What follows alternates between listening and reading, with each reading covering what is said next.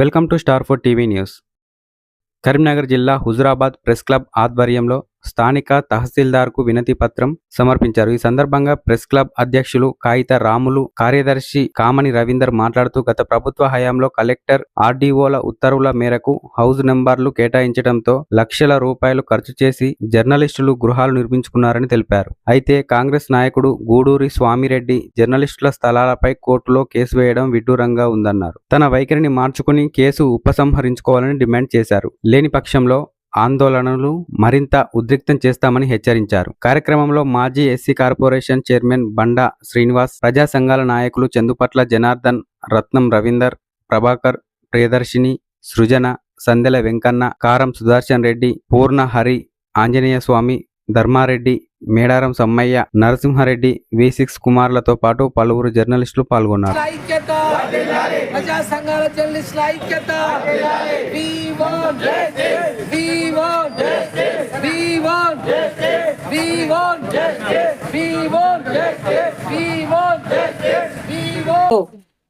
మన Huzurabad press club ఆధ్వర్యంలో జర్నలిస్టులకు గత ప్రభుత్వం హుజురాబాద్ పట్టణంలోని కేసీ క్యాంపులో నివేశన స్థలాలు ఇవ్వడం జరిగింది. అది నిబంధనలకు అనుగుణంగా ఆ ప్రభుత్వము, జిల్లా కలెక్టరు, ఆర్డీఓ గారు సర్క్యులర్ ఇచ్చి మాకు మున్సిపాలిటీ ద్వారా హౌస్ నంబర్లు కూడా ఇవ్వడం జరిగింది. హౌస్ నంబర్ల ద్వారా మేము గృహాలు నిర్మించుకోవడం జరిగింది.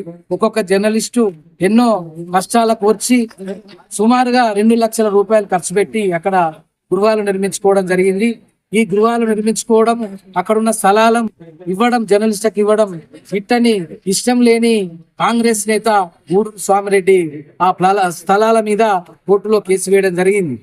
ఈ క్రమంలో మేము గత 3 సంవత్సరాలుగా ప్రస్తుతం అధికారంలో ఉన్నటువంటి కాంగ్రెస్ ప్రభుత్వ అధికారంలో ఉన్నటువంటి మంత్రులకు, గౌరవనీయులు పొన్నం ప్రభాకర్ గారికి, పిసిసి ప్రెసిడెంట్ మహేష్ కుమార్ గౌడ్ గారికి, మన మంత్రి పొంగులేటి శ్రీనివాసరెడ్డి గారికి, అందరికీ స్థానిక నియోజకవర్గ ఇన్ఛార్జ్ ప్రణవ్ బాబు గారికి మా నివేశన స్థలాల కేసును ఎత్తివేసేలా చర్యలు తీసుకోవాలని వినతి పత్రాలు ఇవ్వడం జరిగింది, విజ్ఞప్తి చేయడం జరిగింది, ప్రాధేయపడడం జరిగింది.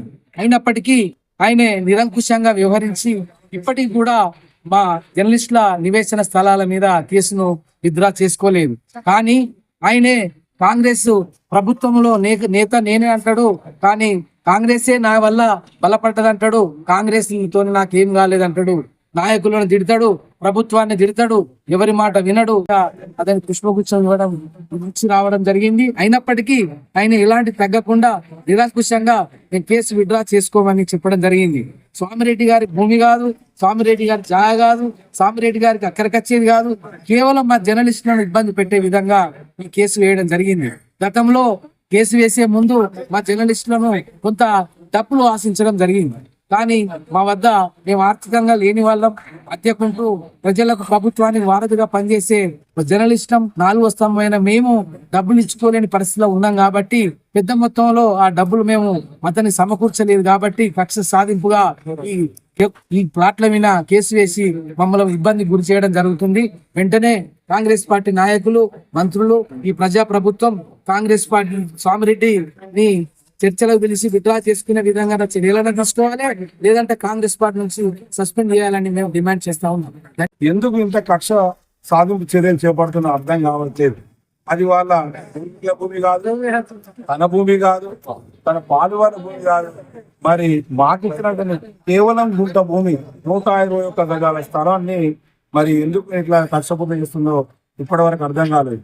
మేము గాంధీ పద్ధతిలో, ప్రజాస్వామ్య పద్ధతిలో ఈ ప్రజాపాలన ఏర్పడినప్పటి నుంచి కూడా అనేక మందిని మేము ఎక్కని మెట్టులేదు, తొక్కని గడపలేదు. ఇక్కడ స్థానికంగా ఉన్నటువంటి కాంగ్రెస్ పార్టీ నియోజకవర్గం ఇన్ఛార్జి గారిని కలిసాం. అలాగే మేము ఇక్కడ ఉన్న స్థానిక ఎమ్మెల్సీ పల్మూరు వెంకట గారిని కలిసాం. తర్వాత మంత్రి గారు పొంగులేటి శ్రీనివాసరెడ్డి గారిని కలిసాం. పొన్నం ప్రభాకర్ గారు కూడా కలిసాం. ఎంతో మందిని కలిసినా, ఎన్ని ప్రయత్నాలు చేసినా మా పైన వారు